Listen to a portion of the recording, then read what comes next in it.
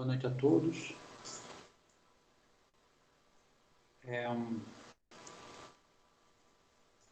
Como combinamos,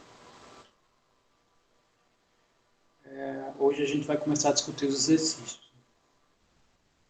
E vocês estão utilizando fortemente o Discord. Isso, por um lado, ajuda, né? Isso é bom porque, primeiro que aprofunda alguns pontos, né? Relembra outros, e na correção dos exercícios também acelera o processo. Então, pelo que eu andei observando, eu acho melhor vocês indicarem dúvidas, ao invés de eu dar palpites aqui na escolha, né? Porque, sei lá, pelo processo eu vi que é mais interessante pegar os casos que alguém tenha empancado em algum ponto, né? E a gente tira essas dúvidas. Então, para a gente começar aqui a nossa discussão, já escolheram aqui H-1, é isso?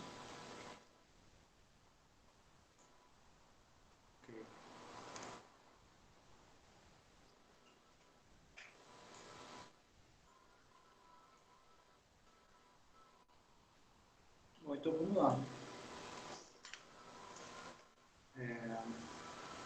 Opa, professor. Diga aí. É, essa questão aí eu tava, assim, eu consegui fazer uma divisão aqui. Agora, esse 2x aí, e quando eu vou igualar o y, eu criei uma variável y para elevar a quinta potência para tirar de dentro da raiz, né? Só que aí o 2x complica um pouco lá nas substituições. Acho que o grande enrosco inicialmente foi esse. Certo. A questão, tá, ele é constante, né? Inclusive, a gente pode, nós sabemos que essa primeira questão, como para fazer pela definição, né, lá a gente volta lá para o início do texto, então significa que, como a gente vai ter que aplicar limite, a gente sabe que algumas propriedades a gente pode usar, e uma delas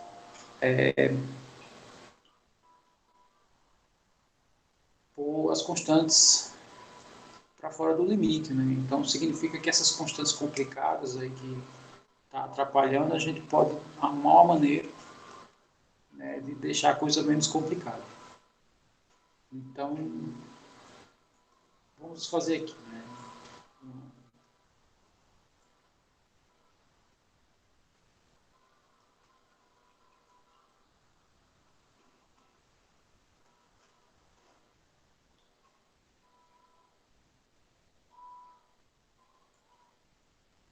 Sim, indicado também a G, né?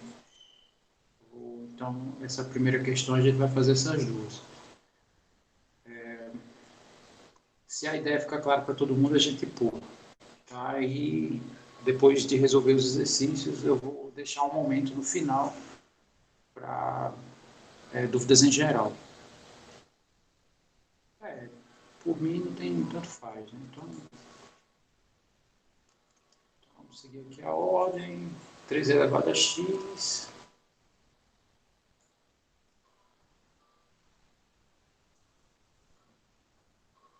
E o meu x é 2. Bom, então, na verdade, o que ele quer é isso aqui, né? Ele quer a derivada da minha função no ponto 2. E nós sabemos que isso aqui é o limite, quando x vai para 2, de 3 elevado a x menos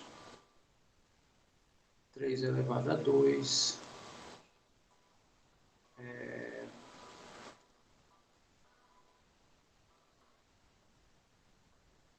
sobre x menos 2.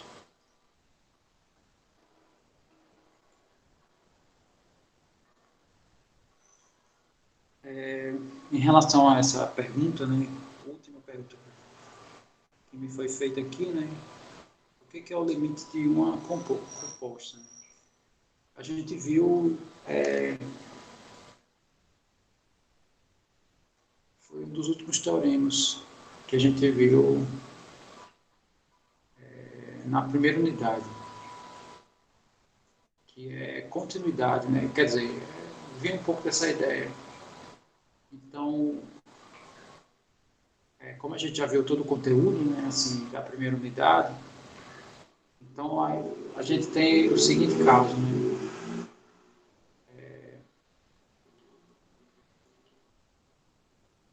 Suponho que eu vou calcular esse limite aqui,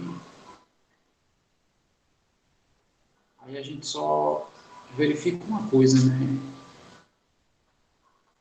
Se essa função interna, ela é, ou desculpe, se a função externa ela é contínua. Se ela for contínua, então isso aqui vai ser exatamente isso daqui. Vou escrever. Isso aqui vai dar o f do limite.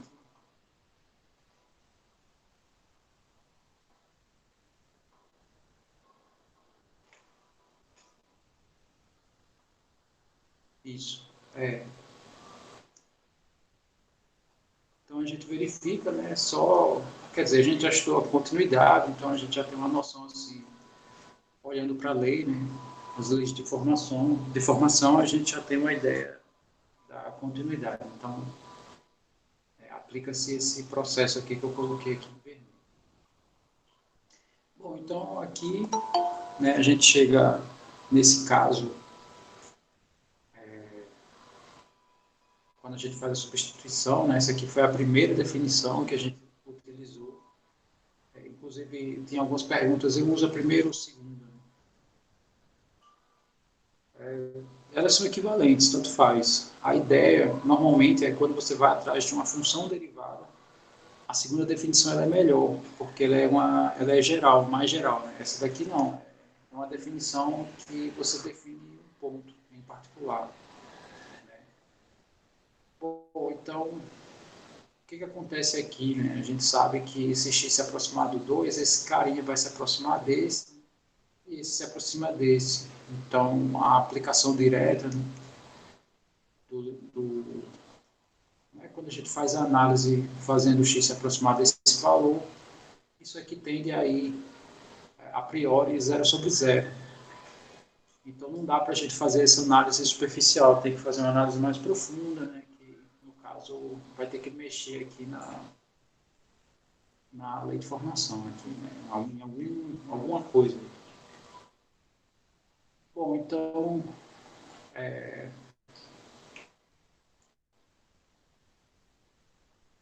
eu acho que essa escrita aqui também não ajuda, porque não tem divisão de exponencial por polinômio. Né? A gente desconhece essa operação aqui, né, pelo que a gente viu na primeira unidade.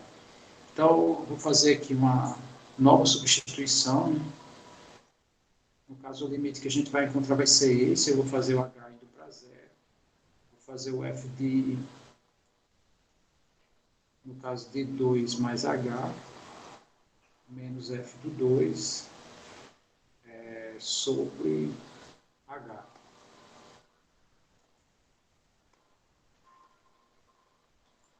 Então, essa expressão é equivalente à primeira. Só escrevi de outra maneira. Então, aqui vai ficar 3 elevado a 2 mais h, menos 3 elevado a 2, tudo isso sobre h.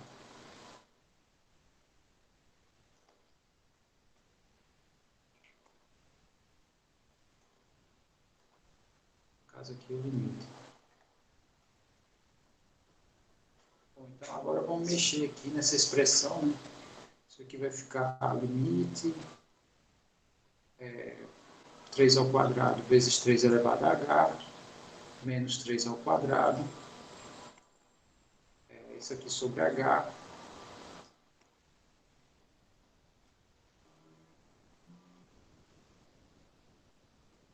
Aqui eu posso colocar 3 ao quadrado em evidência, Fazendo isso, a gente vai ficar com a seguinte expressão.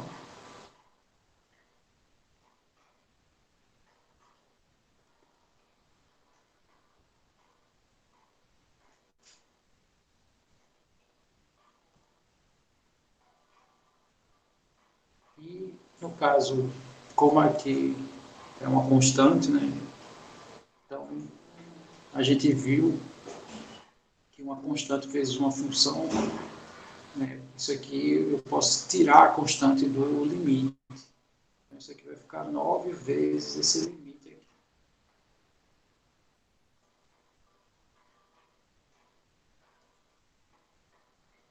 Bom, eu sei que eu comentei que esse limite ele converge, né, para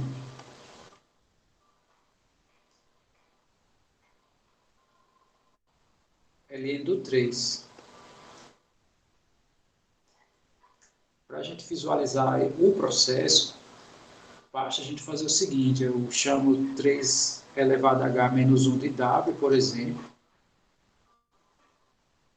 e isolo H.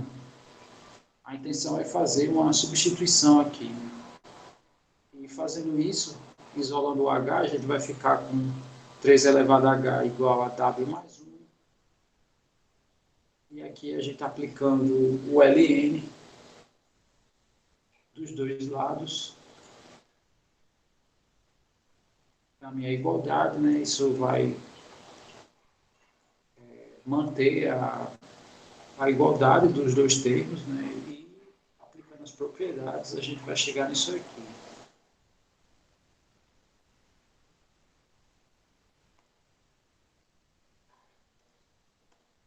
Aqui eu estou fazendo uma velocidade relativamente alta, porque isso aqui a gente já viu. Essa parte aqui que a gente está vendo em azul, a gente já viu de uma maneira mais geral, inclusive, né? Foi quando a gente demonstrou a derivada, né? De a elevado a x. Porém, aqui, nesse caso, eu estou só repetindo o processo só para reforçar, né? Isso aqui eu posso escrever, inclusive, como teorema. Tem demonstração, né? O que eu estou fazendo aqui para o 3, eu posso escrever A de forma geral, né? Ou seja, isso vai valer para qualquer valor. Muito bem, então, fazendo as substituições, o limite, aqui a gente está fazendo o H ir para zero, e quando a gente fizer a substituição, essa diferença, ele é o nosso dado, né? Essa diferença aqui é o nosso dado, e o nosso H é essa expressão aqui. Tá? Então, escrevendo de uma forma mais esperta, deixa eu só ver aqui. A gente pode escrever assim.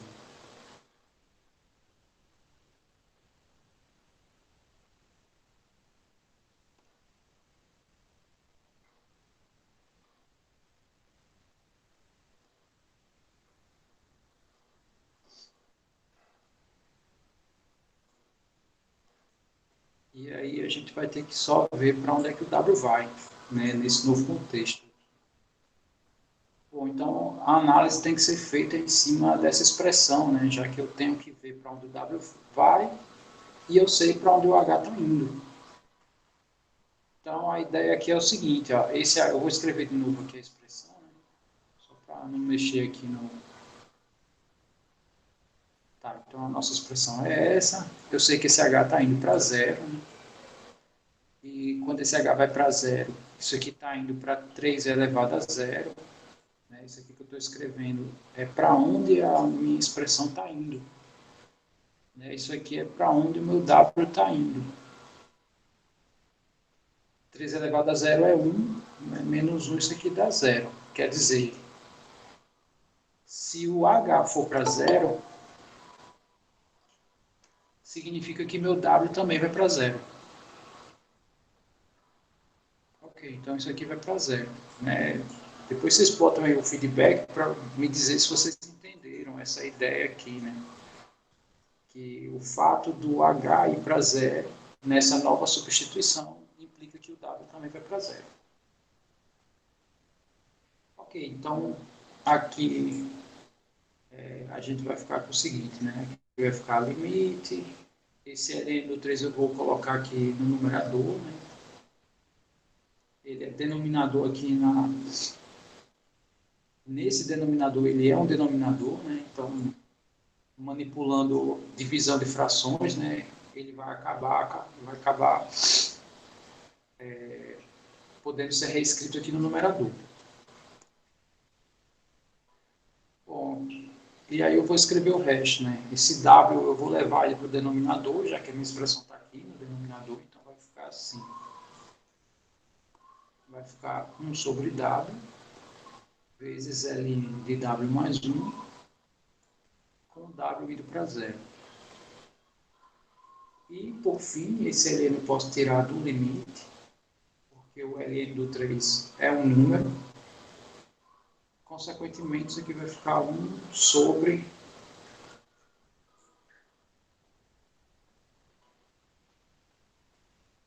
vai ficar 1 sobre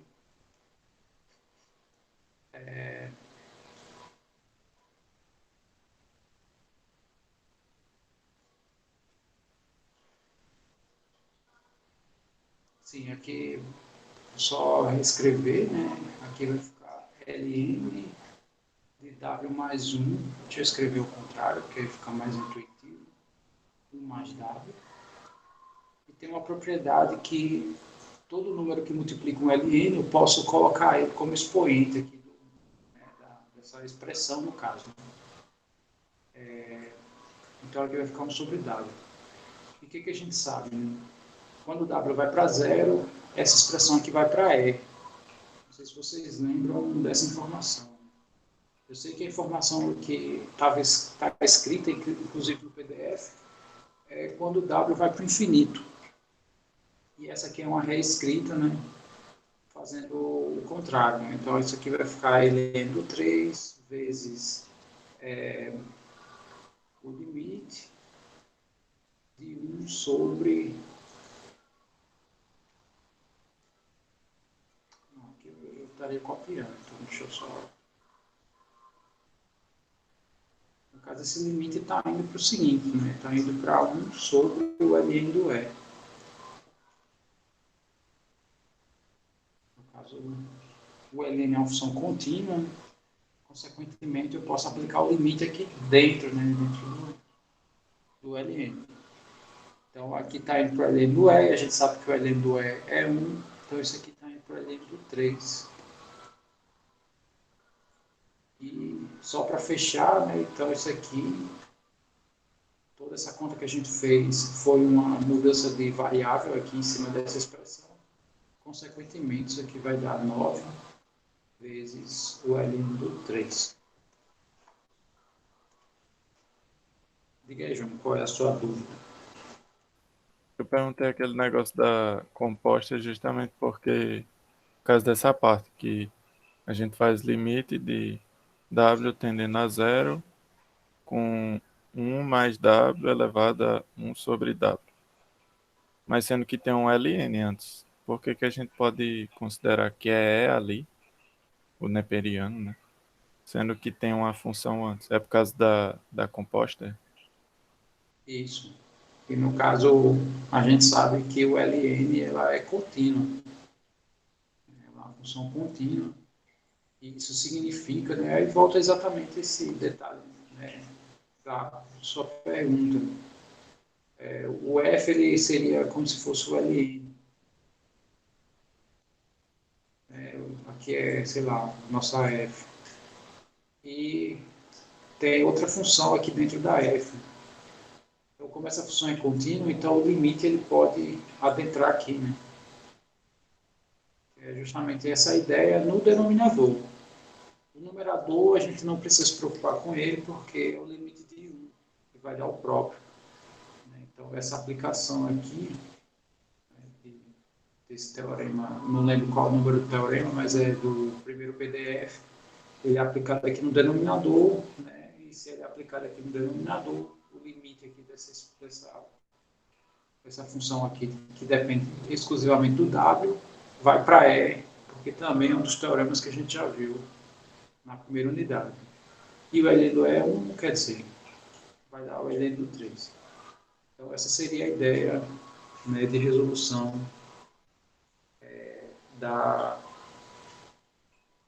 desse item G. Só um detalhe, vocês podem admitir que esse limite aqui,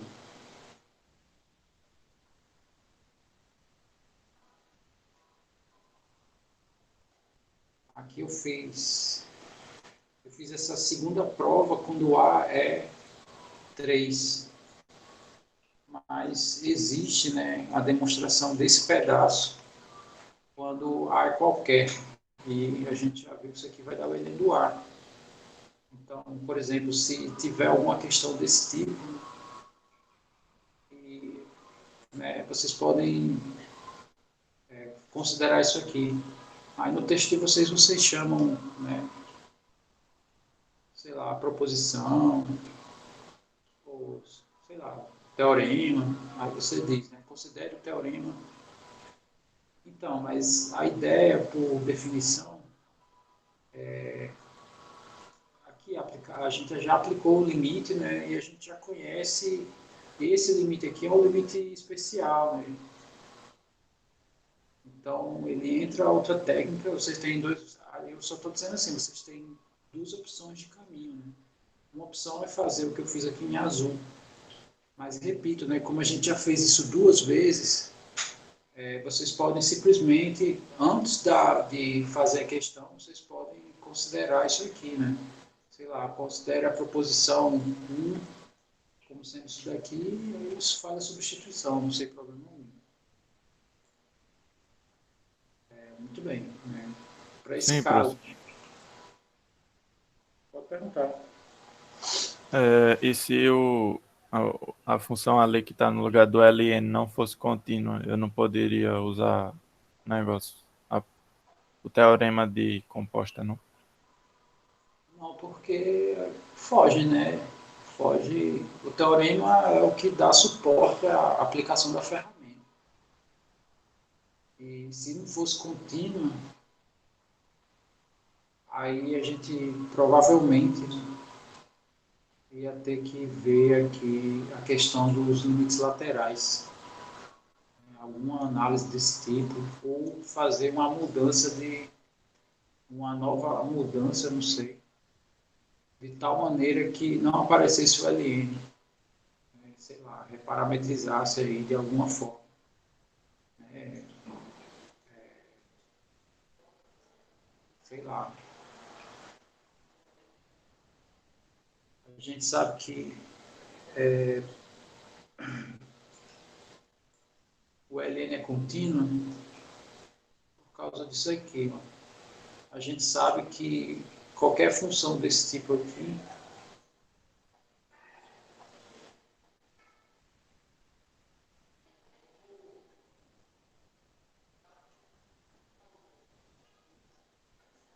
a gente sabe que as funções desse tipo, deixa eu só ver, travou para todo mundo ou só foi para o João?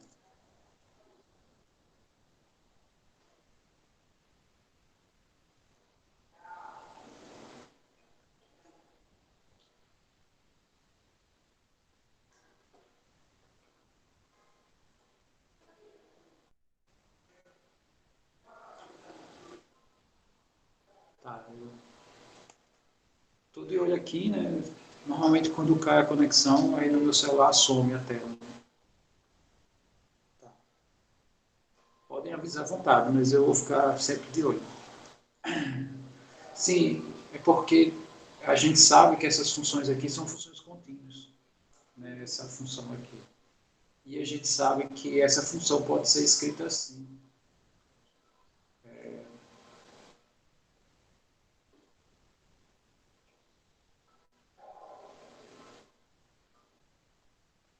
Escrever de uma forma simples, né?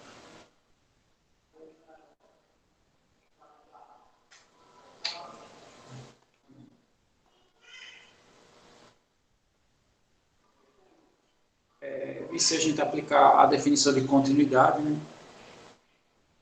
né, a inversa, né, inclusive graficamente a gente já tem uma noção, né, disso. Elas têm esse comportamento aqui.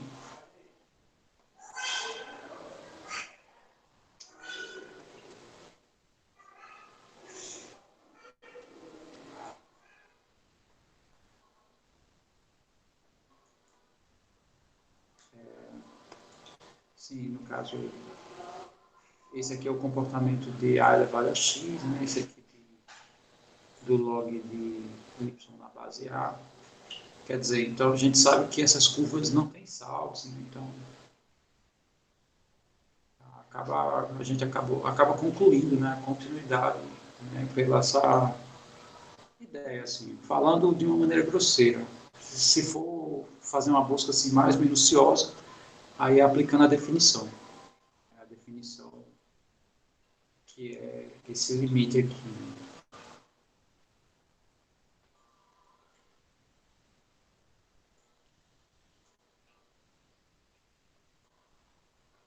Sei lá, para y igual a b.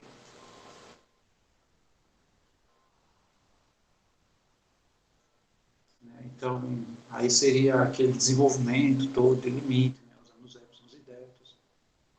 Como aqui está geral, né? Então, se a gente provar que esse limite existe para um A qualquer, não, né? Porque aqui a base é A, é B. Está errado. Aqui o certo é B. Né? Quando esse cara aqui se aproxima do B, isso aqui vai dar justamente o log de B na base A. Aí com isso a gente mostra que ela é contínua. Né? Essa aqui é a condição de continuidade. Isso é um nível mais fundo, né? Um nível superficial.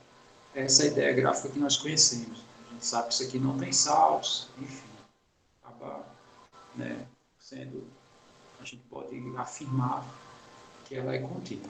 Então essa é a ideia, né? Por isso que a gente considera, né, o log tem o mesmo comportamento dessa função aqui. Né? A diferença é só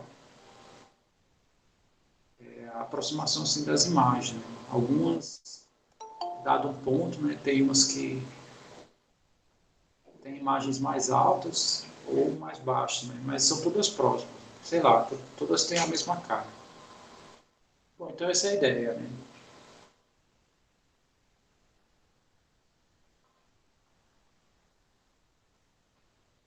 Deixa eu só ver aqui.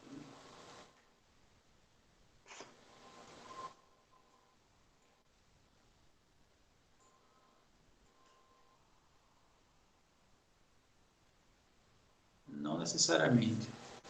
Né? Na verdade, isso é a escrita, né? É a escrita da inversa. A escrita, isso aqui é como a gente chama função inversa de f. Né? É meio que universal, esse expoente é menos 1. A gente escrever como representação de inversos. Mas isso vale para não só funções, né? Matrizes também, matriz inversa a gente representa assim, quer dizer, tem vários objetos, né, que recebem essa nomenclatura para indicar inverso. Bom, então essa é a ideia do item G, né, o item H, vamos aqui a ideia para ela. Então, questão o item H, a nossa lei de formação é f de x, como sendo a raiz quinta de 2 elevado a x, e o nosso x0 é 4.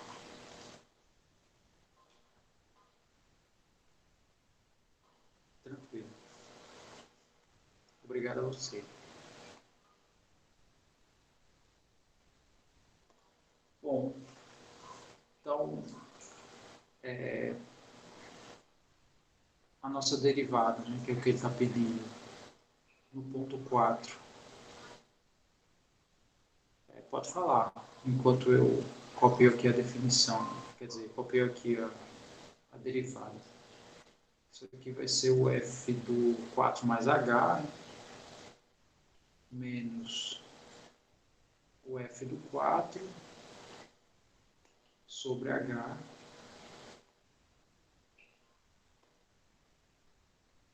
e esse limite vai nos dar a derivada.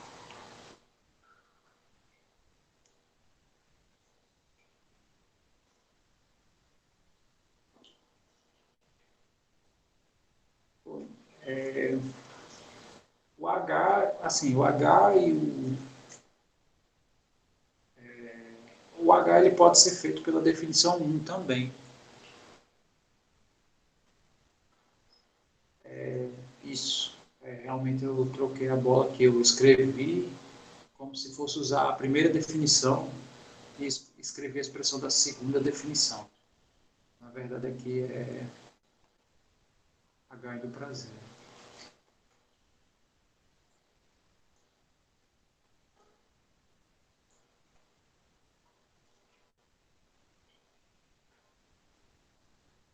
Obrigado aí. E desculpa aí pelo mal entendido aqui do limitante. Bom, então, aplicando a nossa expressão aqui, a gente vai ter que isso aqui vai ficar a raiz quinta de 2 vezes 4 mais h.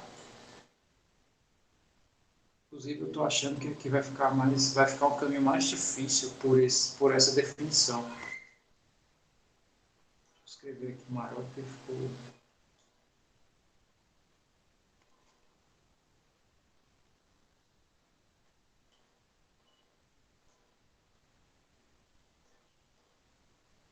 Aqui raiz quinta de 2 vezes 4 sobre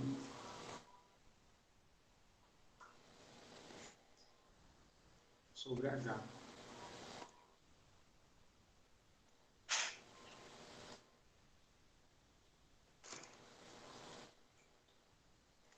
Bom, tem... aqui faltou o limite, né? Deixa eu só botar ele aqui. Está espremido aqui. Bom, eu tenho essa opção de resolução. Tenho essa daqui, né? X indo para 4, raiz quinta de 2x, menos a raiz quinta de 2 vezes 4,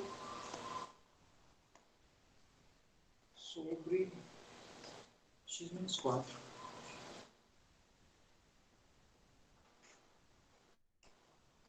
Bom, por que eu acho que essa daqui é pior, né? Porque tem uma soma aqui dentro da raiz. E trabalhar com somas dentro de raízes, né? A raiz ela não é linear. Isso aqui não é Felipe, a soma das raízes. Diga aí, Lucas. teria como fazer daquela forma que a gente usa a definição de derivada, aí faz toda a manipulação ainda com x, com h tendendo a zero, aí até a gente encontrar uma equação final. Aí com ela, a gente, no caso, ser uma equação geral e a gente simplesmente aplicar nela o x que a gente quer e ir encontrando a derivada. Em cada x, a gente só botar. Teria como fazer usando essa definição? Sem problemas, né? Não sei se todo mundo entendeu a proposta dele, mas a proposta dele seria definir de forma geral primeiro, né? Ou seja, eu faria não para o ponto 4, eu faria para qualquer x0, e depois, na verdade, o que ele está fazendo é encontrar primeiro a função derivada. Né? Aqui é válido fazer isso, né? Por quê? Porque ele não está admitindo quem é a função derivada por nenhuma regra já existente. Né? Ele está indo atrás da lei, né? Então, seria, no caso, ao invés desse 4 aqui, ser o x, um x qualquer, e aqui também, né? Seria aqui um x0 qualquer. Aí a gente desenvolveria, encontraria a função derivada dessa, aí faria a substituição por x igual a 4. Né? Então, é outro caminho possível, sem problema nenhum. Aqui eu já estou aplicando, né, só para a gente ter essa ideia de como é que poderia, como é que seria, né, a derivação em cada ponto. Né? Aí seria essas expressões assim, né, já com a substituição devida. Bom, é como eu falei, né, dos dois caminhos, esse aqui parece ser o mais interessante para resolver esse ITH. Né? Então, aqui, se a gente for resolver por esse caminho, uma coisa que a gente pode fazer é a seguinte: essa raiz quinta do 2, ele aparece aqui nos dois termos, e significa que eu posso colocar em evidência essa raiz quinta, inclusive tirar do limite. Né? Com isso facilita, por um lado, a nossa vida, né? Porque a gente não vai ter que se preocupar, né, com essa raiz quinta do 2. Eu acho que foi uma das perguntas que o Ipojuca fez, né? Assim, na verdade, ele estava relatando que estava tendo problemas com esse carinha. Então, às vezes, se você deixar constante, né, ele atrapalha um pouco a sua vida. Então, às vezes, é melhor você tirar ele. Né? Igual você, sei lá, você tem um filho ou tem um cachorro que é louco, você vai estudar num ambiente, né, com ele lá, ele querendo sua atenção, é tipo isso, né? Então, esse carinha aqui, ele tira a atenção da gente, né? Isso aqui, o exemplo, talvez tenha sido horrível, mas, assim, esse paralelo é só para mostrar que, às vezes, né, certas expressões a gente tem que tirar de lá para a gente poder trabalhar com uma tranquilidade maior. Então, né, vamos fazer isso. Eu vou pegar e retirar do limite aqui a raiz, né, quinta do 2, que aí aqui a gente só se preocupa com isso, né? Vai ficar a raiz quinta do x menos a raiz quinta do 4 sobre x menos 4. Aí eu acho que para substituir, né, pelo menos na minha humilde opinião, eu acredito que fica bem melhor quando a gente faz assim, né? Aí, né, vamos procurar chamar aqui, vou usar esse espaço aqui, né? Eu sei que acaba sendo neutro, aqui tem só alguns, né, alguns rascunhos aqui. Vou chamar x de t a quinta, e como x está indo para 4, e significa que t a quinta está indo para 4 também. E de forma análoga, né, seria o t indo para a raiz quinta do 4. Essa seria, não sei se todo mundo visualizou aqui as substituições equivalentes.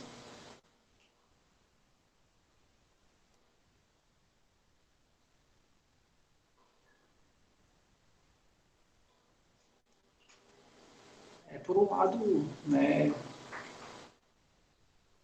tem que ser malandro nesse sentido. Né? Eu não vejo assim como macete, eu vejo como aplicação de propriedades. Às vezes o macete parece ser um artifício que ele resolve aquele problema. Né? E muitas vezes aquele artifício que a gente chama de macete é uma coisa que não tem descrito em nenhuma propriedade. Né? Você se utiliza daquilo ali porque funciona. Só tem um problema. Né? Às vezes, quando você utiliza essas regras, né, que tem uma escrita particular e você consegue resolver um determinado problema, muitas vezes você quer generalizar. Esse é o problema, né, do macete, né, de forma geral. A parte que está em vermelho, você quer que eu repita? Ok.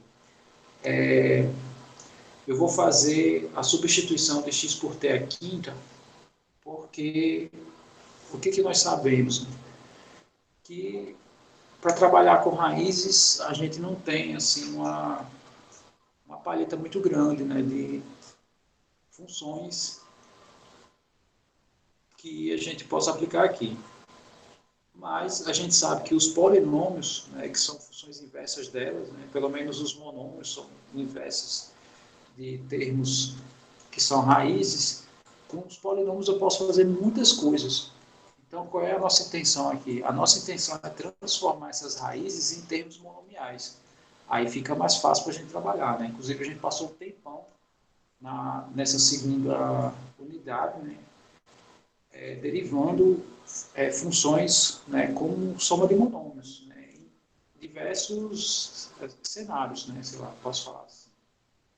Então, para eu tirar essa raiz daqui, a mudança de variável que eu vou fazer vai ser essa. Eu vou pegar esse x, eu vou chamar ele de t aqui, consequentemente eu vou tirar essa raiz daqui. Vai facilitar a nossa vida. Sendo que para a gente fazer isso, aqui vai ter que mudar essa variável. Né? Ela vai ter que deixar de ser x e vai ter que passar a ser t. Então, o que a gente sabe? X está indo para 4, mas o x eu estou chamando de t à quinta, então t à quinta que está indo para 4. Né? Então, se eu extrair a raiz quinta nos dois termos, né, significa que o meu t ele vai se aproximar de raiz quinta do 4, que é isso que a gente vai ter que substituir. Né? A gente vai ter que trocar esse x a 4, x indo para 4, desculpe, por t indo para a raiz quinta de 4. Não sei se deu para visualizar, né, a substituição que a gente vai fazer. A gente vai trocar isso por isso, já que existe uma equivalência, né, dessas duas informações. Bom, enquanto a Michelle dá o feedback, né, eu vou só copiando aqui o que a gente vai fazer. Então, aqui vai ficar raiz quinta do 2, né, vezes o limite, t indo para a raiz quinta do 4. Aqui vai ficar t menos essa raiz, né, raiz quinta do 4. E aqui a gente vai trocar o x por t à quinta. Né? Vamos fazer essa troca aqui.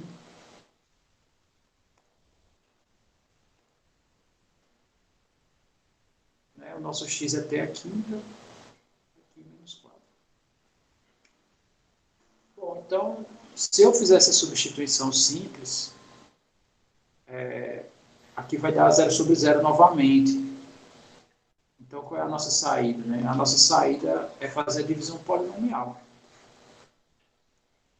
Sendo que a divisão polinomial que a gente vai fazer é a seguinte. Eu vou dividir t à quinta menos 4 por t menos a raiz quinta do 4.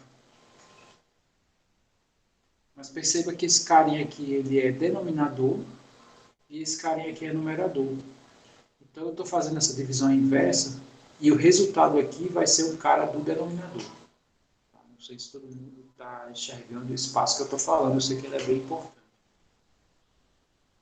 Bom, aí, deixa eu fazer algumas perguntas para vocês. Primeira pergunta.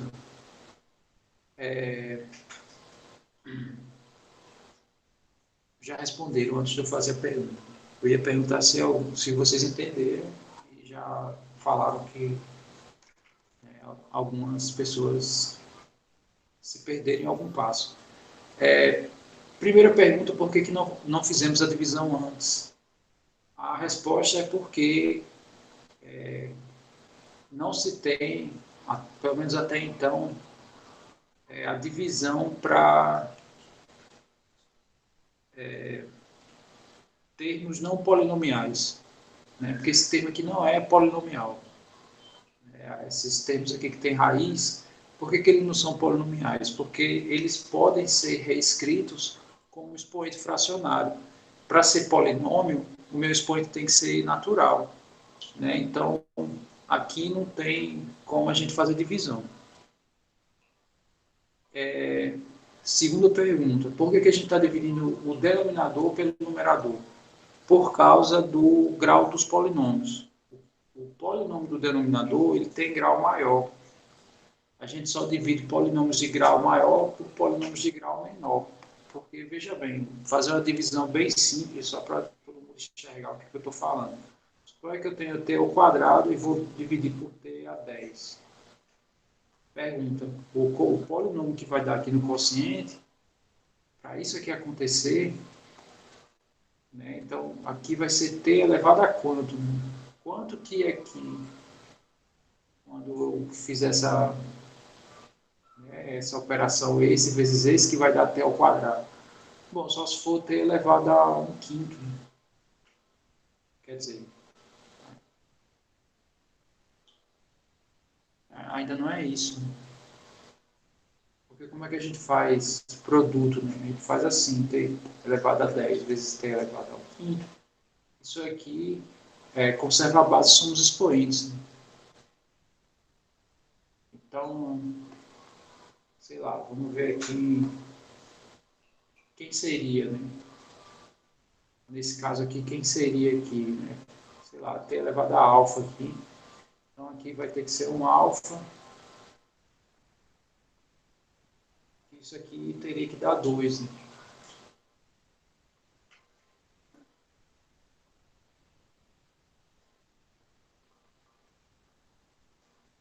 Isso.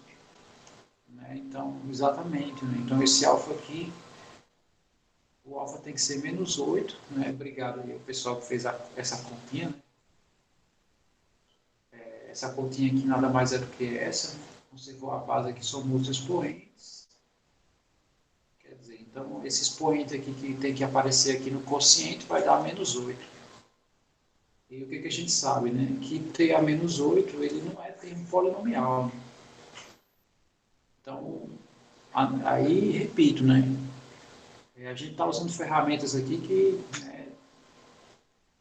já tem a teoria formada, né?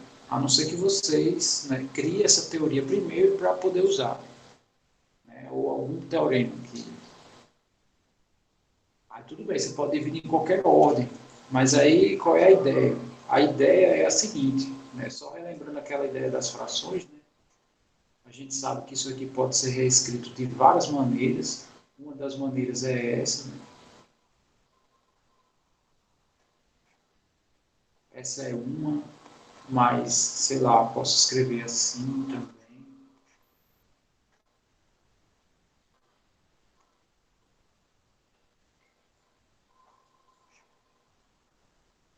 Quer dizer, o que importa, né? O que importa é que os extremos aqui, né, compõem o nosso numerador. Então, aqui eu tenho várias maneiras, né, de trabalhar com eles.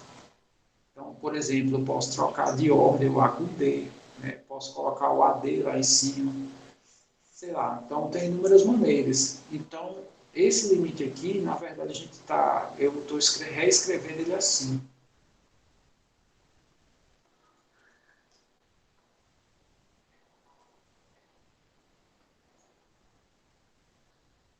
Isso aqui eu estou reescrevendo ele assim. Eu estou pegando esse numerador, né? Estou colocando ele lá embaixo. Estou pegando esse A e jogo ele lá para baixo.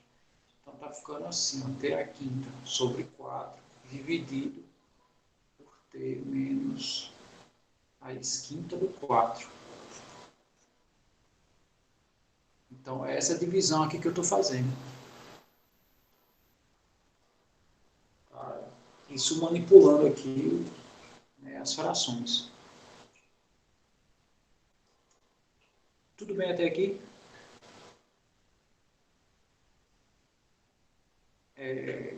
Quem estava perdido ficou mais perdido ou ficou menos perdido?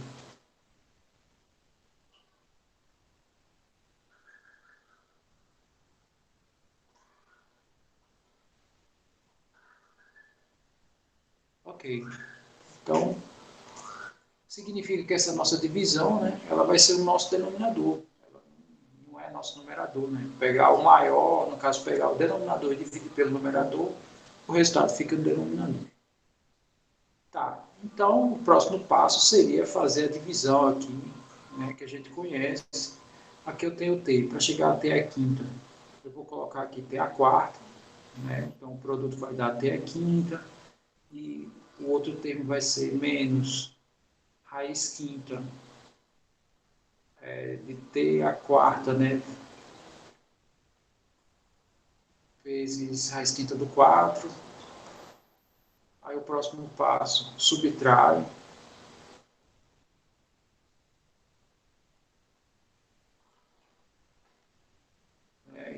Deixa eu só afastar isso aqui. O primeiro termo foi ter a quarta. Tá, e quando a gente subtrai isso aqui, cancela, né? Menos com menos fica mais, então vai ficar a raiz quinta do 4 ter a quarta menos 4. Né? Esse menos 4 ele desceu aqui. E assim vai, a gente vai continuar a nossa divisão. O próximo vai ser, para esse carinha virar esse, falta a raiz quinta do 4 ter a terceira. Fazendo aqui o produto, né? Lembrando que tem que multiplicar os dois. Vai ficar raiz quinta do 4 ter a quarta, mais com menos é menos. Raiz quinta do 4 vezes raiz quinta do 4 vai dar raiz quinta de 4 ao quadrado, vezes t a terceira. Aí, de novo, próximo passo, subtração. Né?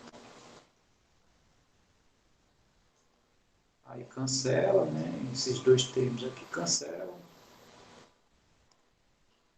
E repete o processo, menos com menos é mais, então vai ficar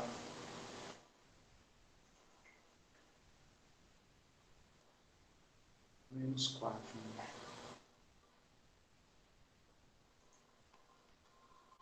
Aqui desceu. E a gente continua o processo.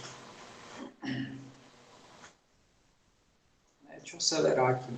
Todo mundo está enxergando, né, como é que está funcionando aqui a nossa conta.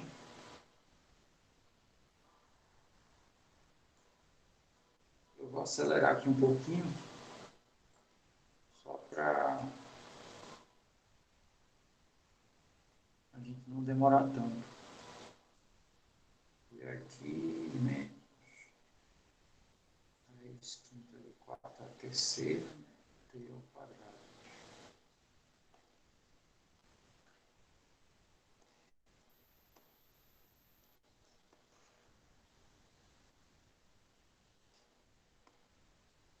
Aqui cancela. Raiz quinta, 4 ao cubo vezes t ao quadrado, menos 4. Eu vou continuar aqui, tá? Já que aqui está bem poluído, e continuar aqui embaixo. Então, o próximo termo vai ser raiz quinta de 4 ao cubo vezes t. Aqui já mais ou menos já induz, né? Como é que vai ficar a cara do nosso polinômio. Mas vamos escrever aqui. Né?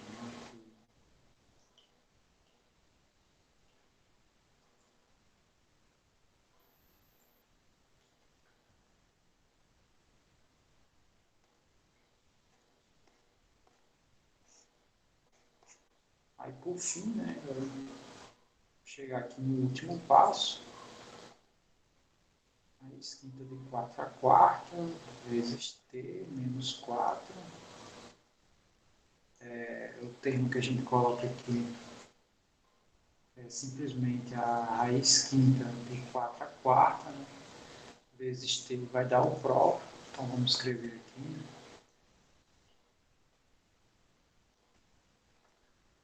E quando a gente faz esse produto aqui mais com menos dá menos, né? Esse cara aqui vezes esse vai dar raiz quinta de 4 a quinta, que é o próprio 4. Né? Então a nossa divisão de fato vai dar zero. Tá, e como eu disse, né? Como a gente está dividindo e vai ficar no denominador o resultado, então isso aqui vai dar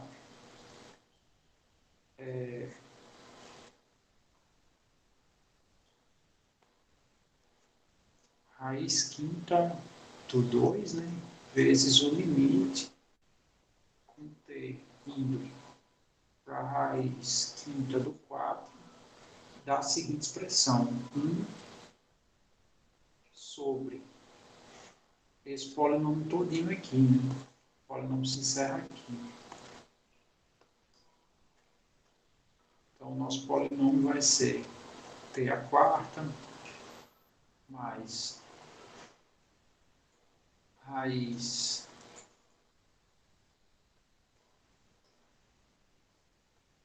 raiz quinta do 4t a terceira, mais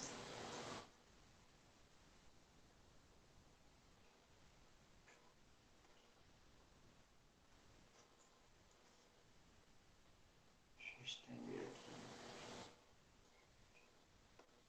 ao limite, a expressão vai ser um pouco extensa. Então, aqui a raiz quinta de 4 a terceira, t, mais a constante, né? Raiz quinta de 4 a quarta.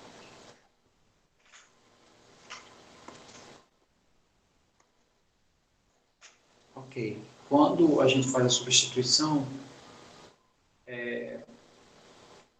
então esse t está sendo elevado à quarta potência, né? Isso aqui vai justamente para esse carinha aqui. Então o que a gente observa? Todos os termos vão dar exatamente iguais ao último.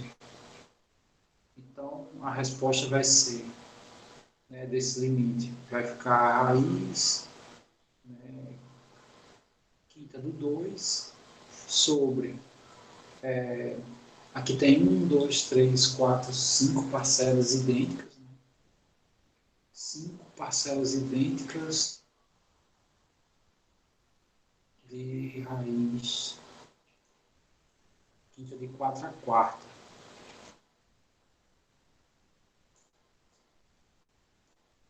Deixa eu só afastar esses 5 aqui, porque ficou meio estranho aqui. Então aqui vai ficar 5 vezes. Pronto, então essa daí seria, né, uma... Eu acho que eu posso ficar por aqui, né? Ou eu preciso desenvolver mais essa fração?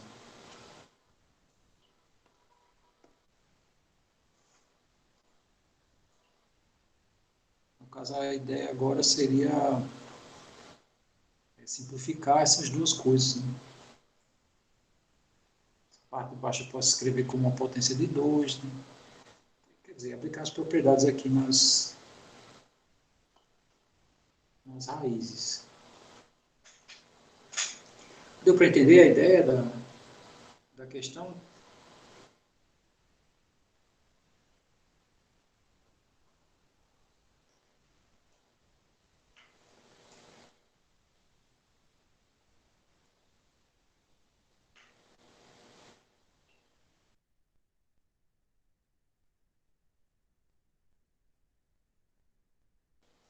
Pode falar, né?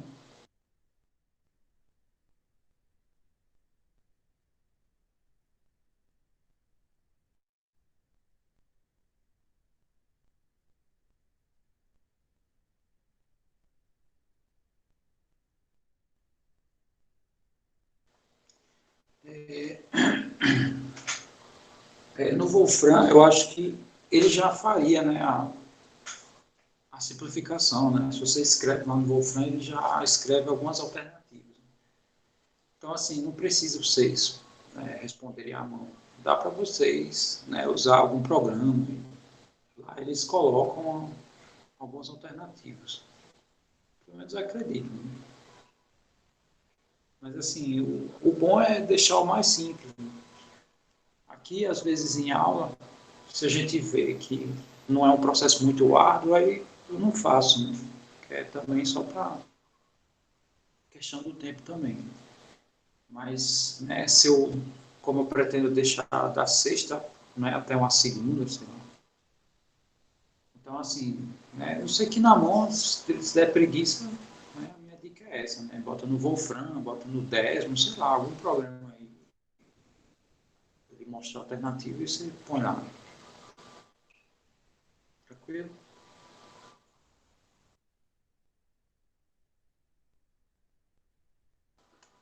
Né, esse formato a gente acaba treinando um pouco dessa ideia da escrita, né?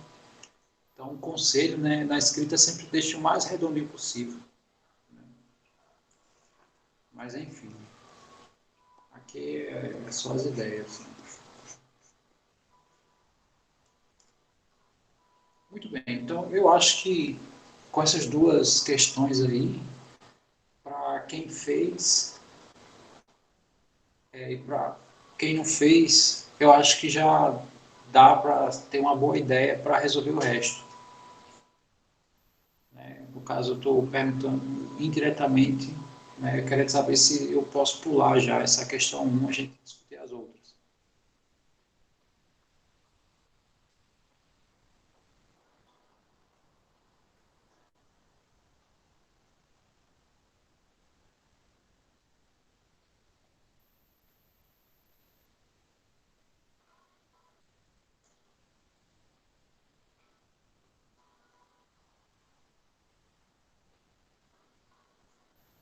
Agora tem uma pergunta difícil aqui.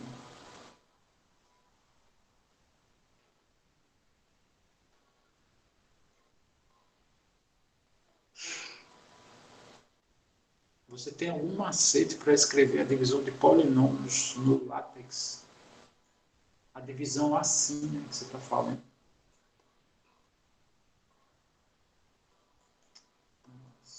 Assim. Escrever assim. Né?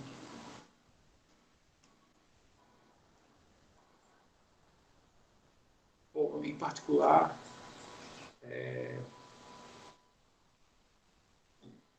se por acaso chegar, se tiver lá alguma questão que seja necessário fazer a divisão polinomial, como a divisão polinomial ele é um conteúdo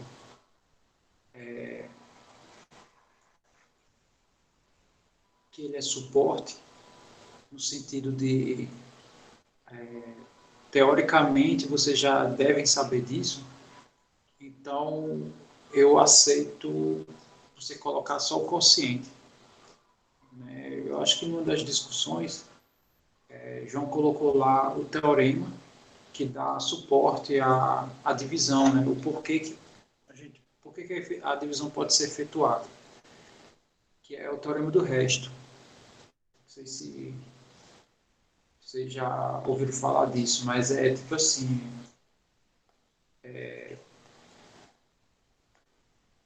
por exemplo,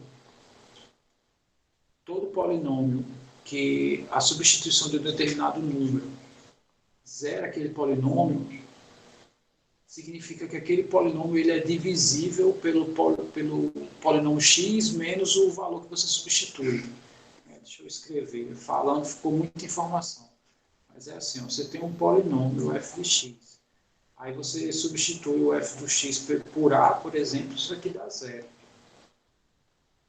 Aí o teorema do resto, usando o teorema do resto aqui, nesse caso, né, é garantido que se você dividir f do x, eu vou escrever assim, se você dividir f do x por x menos a, o resto é zero.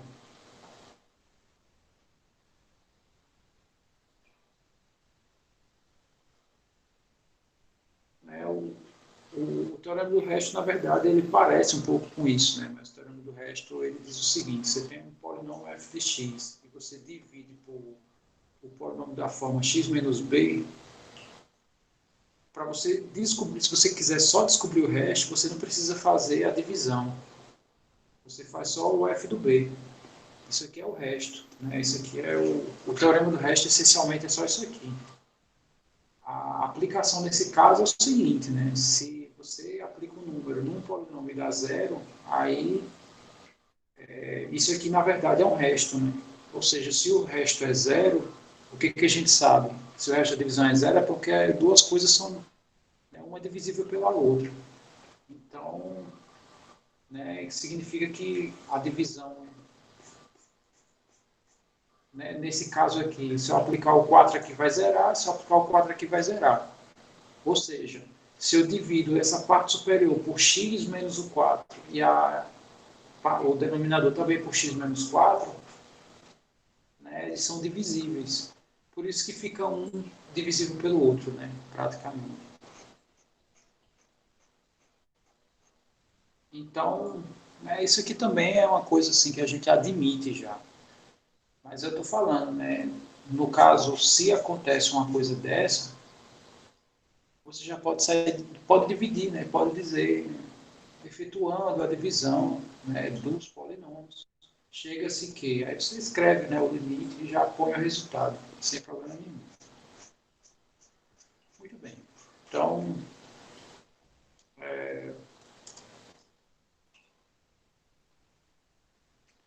então essa é a ideia da primeira questão, né? A segunda é para determinar a equação da reta tangente em cada caso da questão anterior, se no caso ela for derivável no ponto.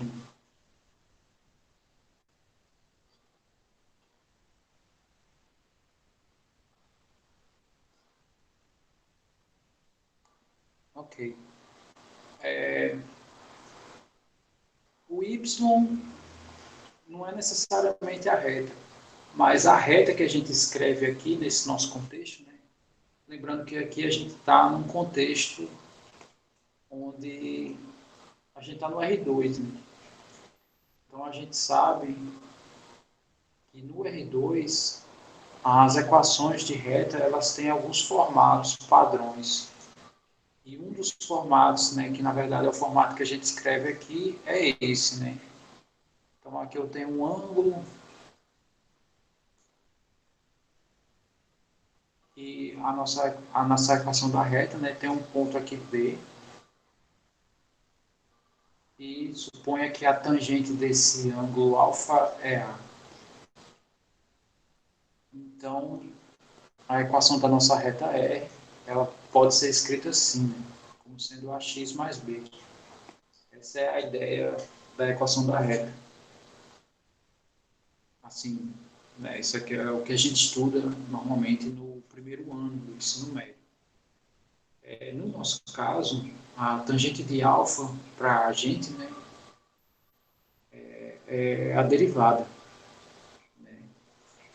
Então, fazendo aqui a g, né, a g a gente viu que a derivada do 3, só relembrando aqui a função que a gente usou, né, a função do item g é a função 3 elevado a x. Deixa eu só verificar aqui se é isso mesmo e o ponto é x igual a 2. Né? Então foi o que a gente viu, né? Que a derivada em 2 dá 3 ao quadrado vezes ln do 3. Né? Isso aqui é a nossa derivada, ou seja, esse coeficiente angular aqui a gente já tem. Né? Isso aí no caso é uma aproximação, tá? 9,9. Mas se quiser pode deixar dessa maneira. Né? Aqui é tabelado e tal, então não tem problema. Tá, então o que a gente sabe, né? A gente sabe que aqui a gente pode, né, tem pontos aqui quaisquer x e y, e, sei lá, pegando um ponto conhecido, né, vou pegar esse ponto aqui conhecido, é o ponto 0 para x e b, né? Então aqui a gente pode fechar um triângulo e utilizar a ideia da tangente aqui nesse triângulo, já que a gente tem esse valor aqui, né, isso, né, imaginando de uma forma geral. Então a gente sabe que a tangente do alfa, que é o A, ele nada mais é do que o cateto oposto, que vai ser Y.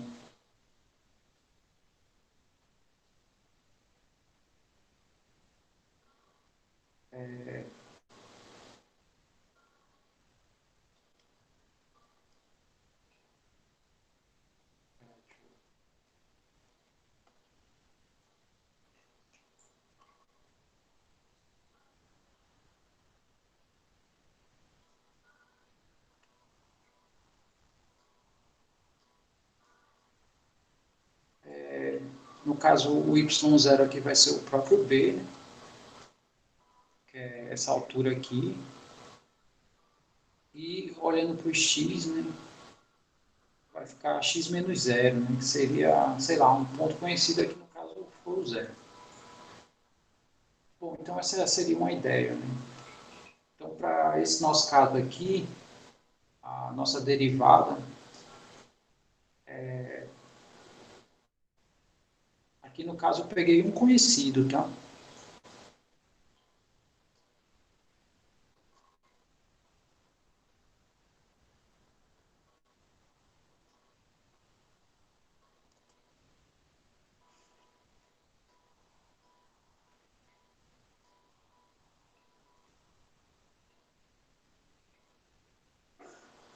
Realmente deu uma travada aqui.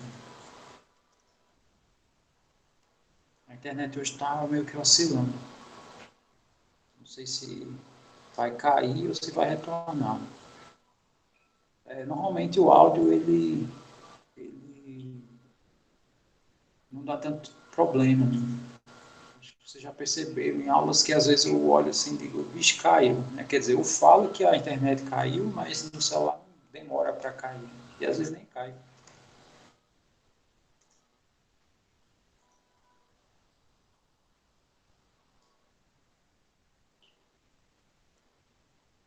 Deixa eu só ver aqui o Meet.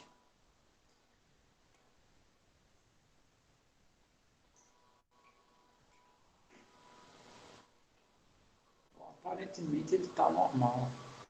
Mas realmente a minha imagem aqui travou na tela. Ok, vou.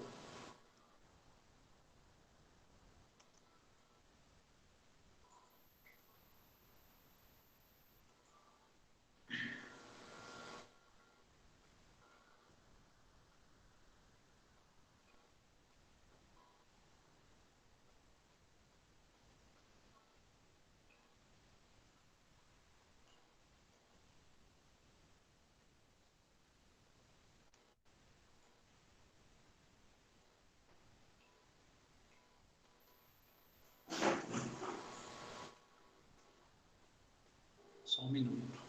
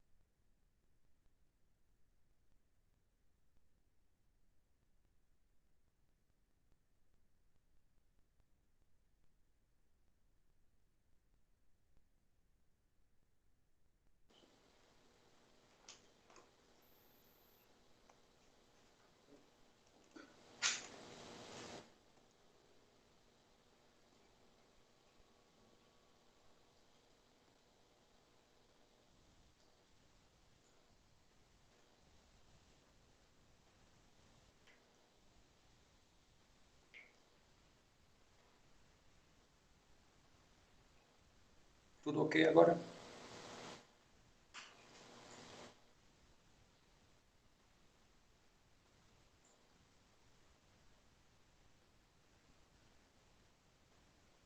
Ok. Bom, eu estava, um pouco antes de cair, eu estava comentando aqui uma maneira de encontrar a equação de retas no contexto do ensino médio. Né? Então, essa é a reta que a gente vê, uma das maneiras de escrever retas no ensino médio que é ensinado é essa, né? No caso, as funções afins de forma geral. Né? O nosso y é o nosso f de x, das funções afins. E tem essa maneira, né? Esse A nada mais é que a tangente do alfa, que é esse ângulo aqui, o ângulo entre o eixo do x e a reta R. E peguei aqui um ponto qualquer xy, né? Que é o representante de todos os pontos da minha reta, e peguei um conhecido. Eu sei que o que eu preciso para ter a equação da minha reta? Um coeficiente angular e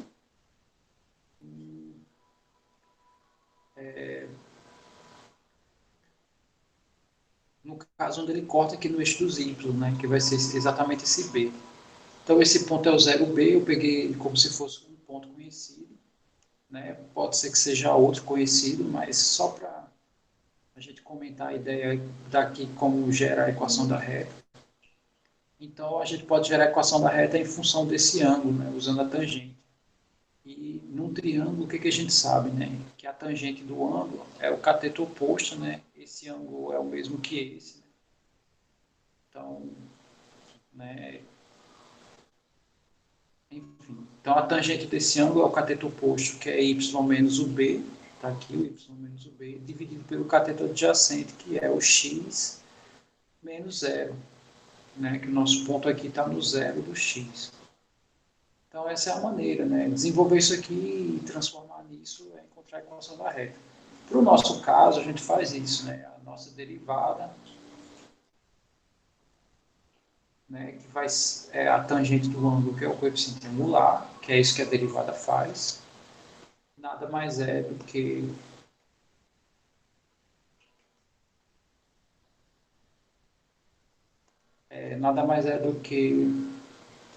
o y, que é, no caso, y e x são representantes de todos os pontos da reta. E aqui, para a gente definir um conhecido, basta pegar, né, o ponto em questão, que é o f do 2, como sendo o meu y conhecido, e o 2 como sendo o x conhecido. Bom, então a gente sabe que o f do 2 é fácil de encontrar, né, que é 3 ao quadrado. Então a gente substitui aqui, né? Quer dizer, a gente já tem todos os dados, temos esse carinha aqui, né, que é isso, esse valor nós temos, esse aqui a gente tem também. Isso aqui, esse valor a gente tem pela primeira questão, né? A gente fez esse item, inclusive, hoje. Então, é só substituir. Tem essa maneira, né? E lá no Telegram, eu acho que foi o Ipoju que ele mostrou esse formato aqui, né? Que é equivalente, né? É a mesma coisa. Se eu fizer meio pelos extremos, vai dar essa mesma expressão. Ou seja, é equivalente a essa expressão aqui. Tá, então é só substituir, vai ficar 3 menos 9, a derivada vai ser 9 vezes L do 3, né? Se a gente não escreve usando a aproximação decimal, e no caso x menos 2, né? Quer dizer, já tem quase o nosso formato aqui, é só arrumar. Ou seja, não tem muita coisa a se fazer.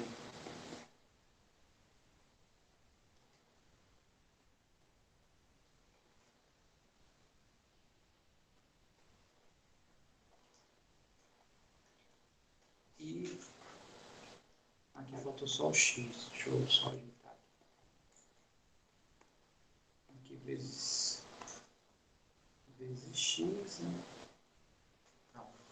Então, essa seria a equação da reta para o item G. Dado que, né, você já tem feito lá todas as derivadas e ela é derivável naquele ponto. Então, pronto, essa foi a ideia. Todo mundo visualiza, né, essa ideia. Muito bem, tem duas pessoas que levantou a mão. O primeiro que eu vi foi João, tá? Eu vou seguir a ordem. Então, fala aí, João. Daqui a pouco o Juca fala também. Então, fala aí. Aqui foi uma discussão que eu tive com o Ipojuca, que se era para isolar esse y, que a gente teria a equação da reta. No caso, ele fez botando tudo para o lado esquerdo da equação, igualando a zero, sabe? Ele disse que no livro que ele tinha visto, ele tinha chegado nesse último passo. Sim. Não sei se deu para entender como é que ficou no final. Sim, deu perfeitamente.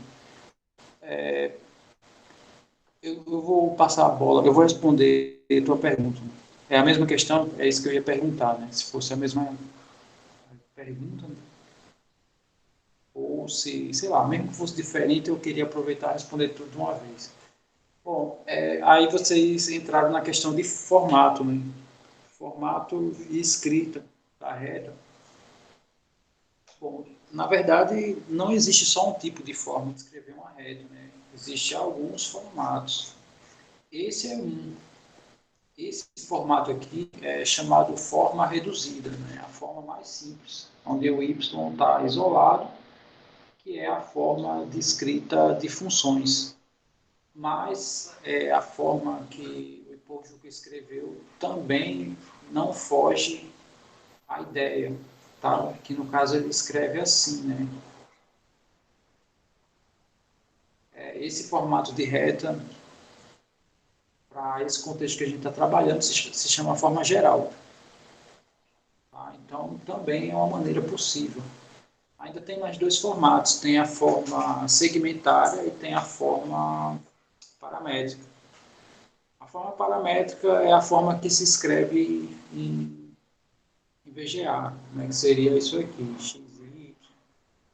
Aí um ponto conhecido, que o ponto conhecido no caso que a gente pegou foi isso aqui.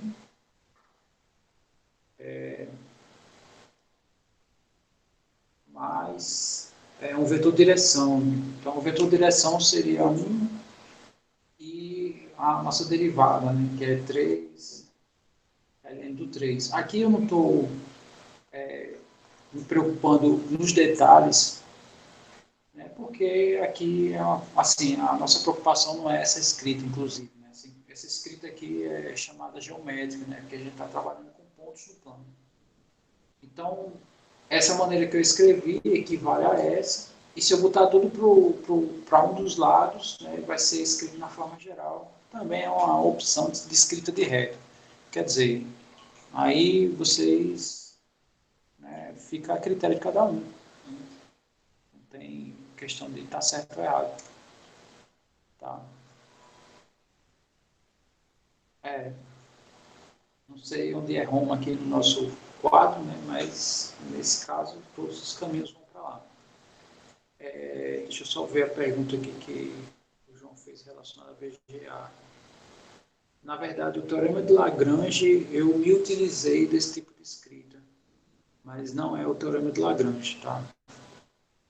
Eu me utilizei porque, dado dois pontos, né, de uma função, ele estabelece que tem uma reta, de tal maneira que em algum ponto lá na minha curva, a inclinação é a mesma da inclinação da reta. Então, essa era a ideia, né? Era mostrar isso, né? Aproveitando isso que ele falou, né? Eu sei que na época que eu expliquei não ficou tão claro. Eu vou falar só da ideia do teorema. Né? Que aí é só, como a gente não está falando dele, né? Então pode ser que agora fique entendível. A ideia é assim, ó, você tem uma curva qualquer. Eu defino dois pontos aqui. Com isso, definindo dois pontos, né, pelo que a gente já viu em geometria euclidiana, eu consigo determinar uma reta. Então, o que o teorema de Lagrange diz? Existe algum ponto aqui no domínio da minha função de tal maneira que a inclinação em algum ponto coincide com a inclinação da minha reta. Aí qual é a ideia da prova? A ideia da prova é mostrar que, se de fato isso aqui acontece, a expressão é aquela que o teorema exibe. Né? Porque se isso aqui for acontecer, se isso de fato acontecer, esse fato aqui, só se for a expressão que tem lá. Essa é a ideia do teorema, assim, da demonstração que eu fiz. Né? Aí pronto, o resto foi só trabalho de construção, né, em cima disso aí. Ok.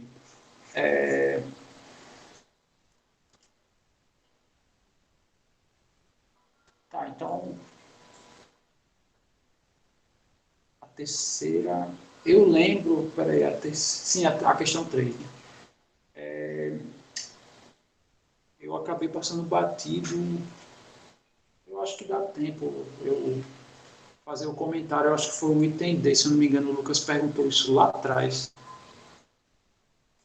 Ele perguntou lá atrás a ideia do item D.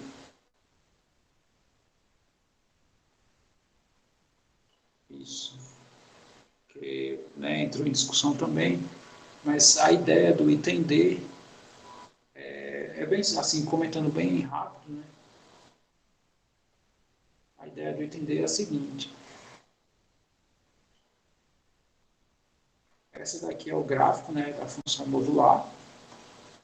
No caso, a função modular mais simples, né, que é f de x igual a módulo de x. E ele está pedindo para derivar no ponto 8, né? Mas se a gente observar bem, no ponto 8, essa minha função aqui ela é contínua, né? E ela é derivável, né? O problema estava aqui, né? Só socializando a problemática que houve lá no, no Discord, porque é o seguinte, né? Lucas ficou numa dúvida, que a dúvida dele foi a seguinte: isso aqui é o próprio x ou menos x, se isso aqui acontece, e no caso é menos x se isso aqui acontece. Então, como ele queria derivar em zero, então ele fez o seguinte, né? Bom, se x for igual a zero, é essa função aqui. Então eu tenho que derivar ela. Essa foi a ideia dele, né? Que aparentemente, né, parece ser, sei lá, parece não tem nenhum problema, né, nisso. Tipo assim, isso aqui implica, né, que a nossa derivada vai dar, ou vai dar 1, ou vai dar menos 1, né, em cada intervalo. Aparentemente está tudo ok, né, aqui. Mas aí o problema é o seguinte, o problema é na função da parte superior. Porque quando ele determina dessa forma, né, significa que o domínio da minha função ele é isso aqui, ó. Ou seja, a gente está derivando no intervalo fechado. Mas como eu sei que a minha derivada ele é um limite, né? Ele é um limite, no caso a derivada aqui em zero.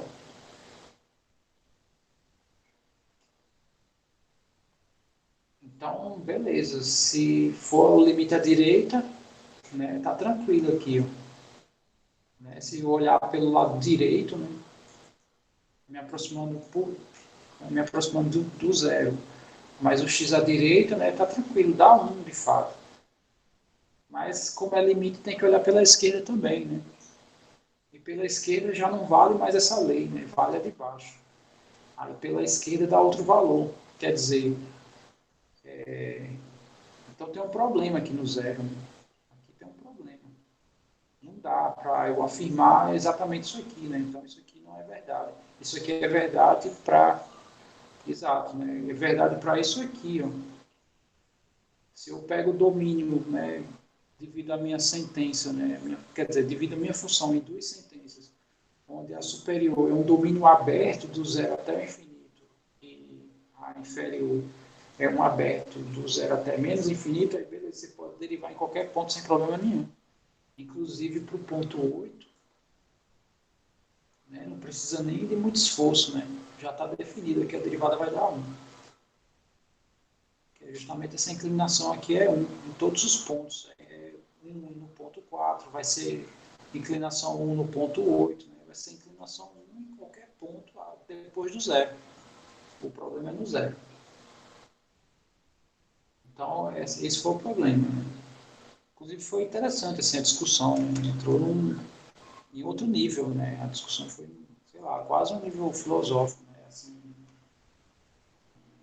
né? Nesse ponto aí. Ok, então, essa... na verdade, ela é danada aqui, né? O problema todo é aqui, ó, porque tirando esse ponto aqui, o resto é tranquilíssimo. Então, às vezes a gente tem que observar, não é a função como um todo, e sim só em alguns pontos. Essa é a ressalva. Ok, então a questão 3, né? Vamos dar uma olhada aqui bem rápido, né? Considere o projeto, determine a velocidade de aceleração no instante t igual a 4 segundos. Eu sei que esse PDF, ele segue, esses exercícios, ele segue um pouco a ordem do que é dado. Porém, como a gente já viu praticamente tudo, e aqui ele não indica a técnica, então você fica livre. Então, o Ipojuca botou até a técnica aí, né? Aqui não tem o que fazer. Deriva uma vez, você vai ter a velocidade. Se derivar a segunda vez, você vai ter a aceleração e substitui o ponto no ponto. Quer dizer, essa aqui é uma questão que não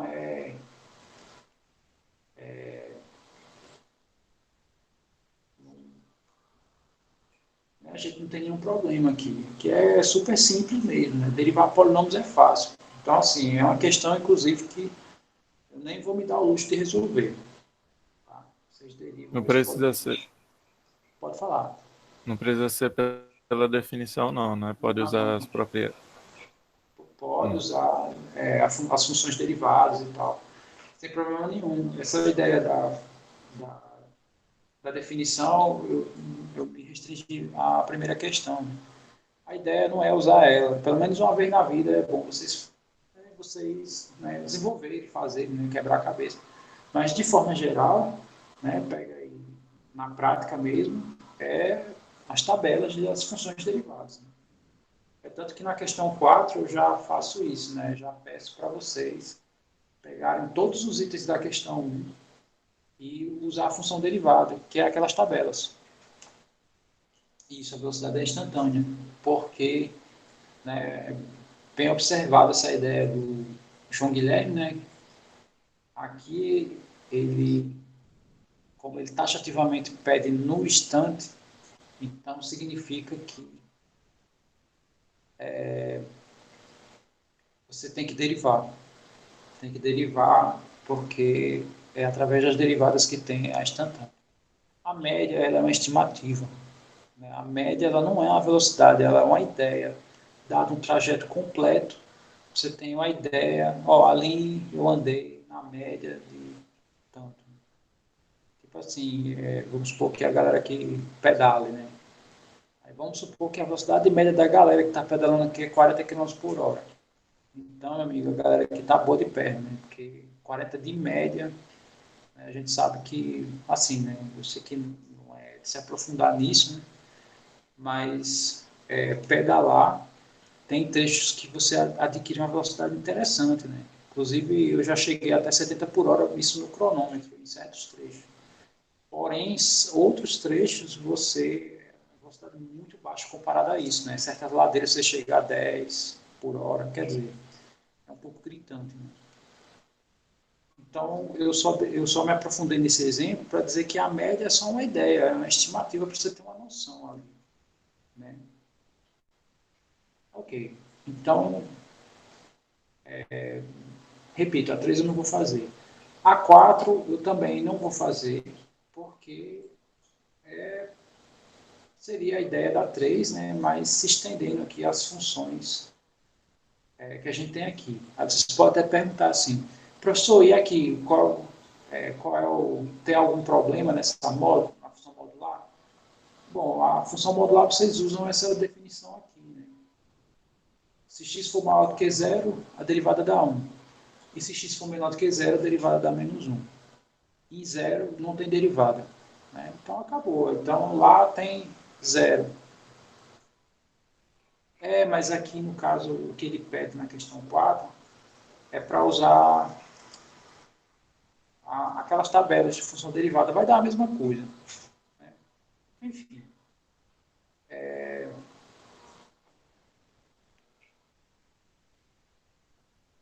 As tabelas são essas daqui.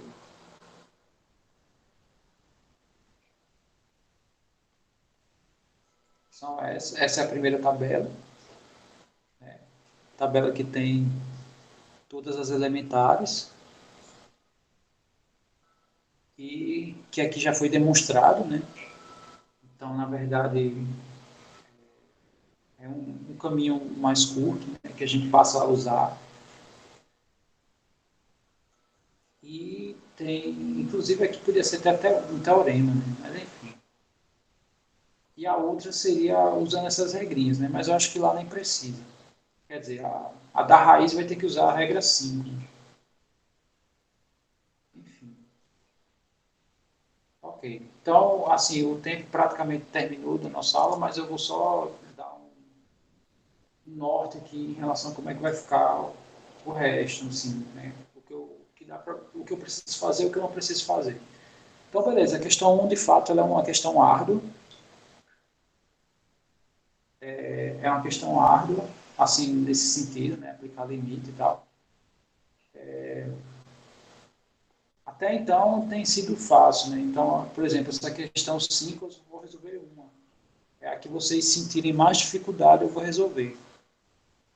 Por exemplo, essa questão aqui, ó, envolve o seno, envolve o ln, envolve o monômio e é uma dentro da outra, né? Então aqui vai ter uma regra da cadeia, vai ter uma regra de função inversa, né? Enfim,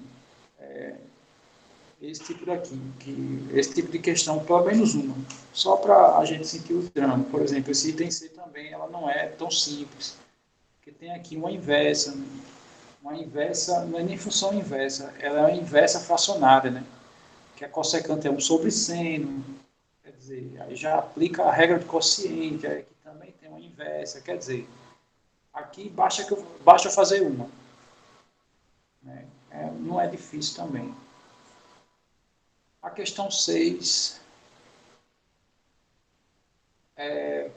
aí é questão de treino mesmo, né? Que é derivar, né? Aí vocês ficam livres para vocês determinarem o fim de derivação, né? Então, eu vou resolver uma das 5 e a 6 é livre, assim, no caso, né? Vocês vão ter que gastar muito papel e caneta, né? E muito braço.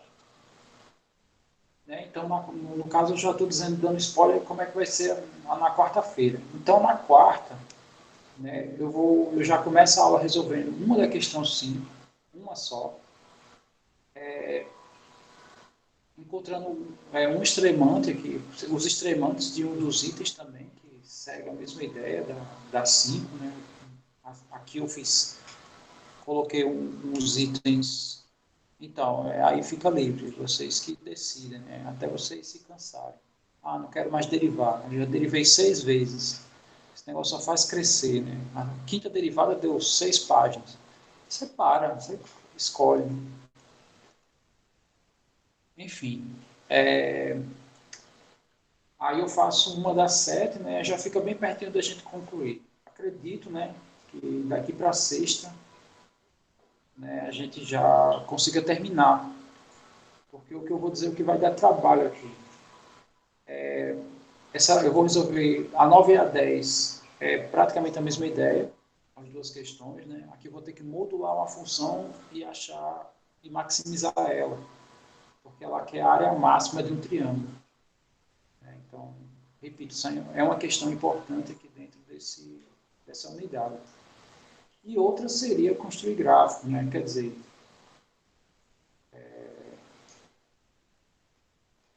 quarta ou sexta-feira, no máximo, a gente já está terminando essas atividades. Essa semana, sem falta, sexta-feira, vocês já devem estar com a atividade lá aberta no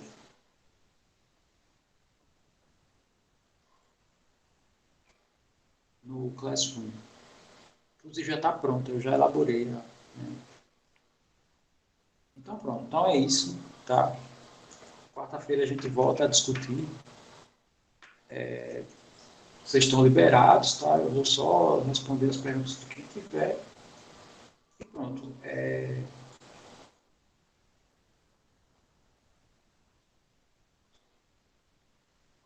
Continue usando lá o Discord, né? Pode perguntar também lá no, como é que eu digo, no Telegram, tá? Fica à vontade.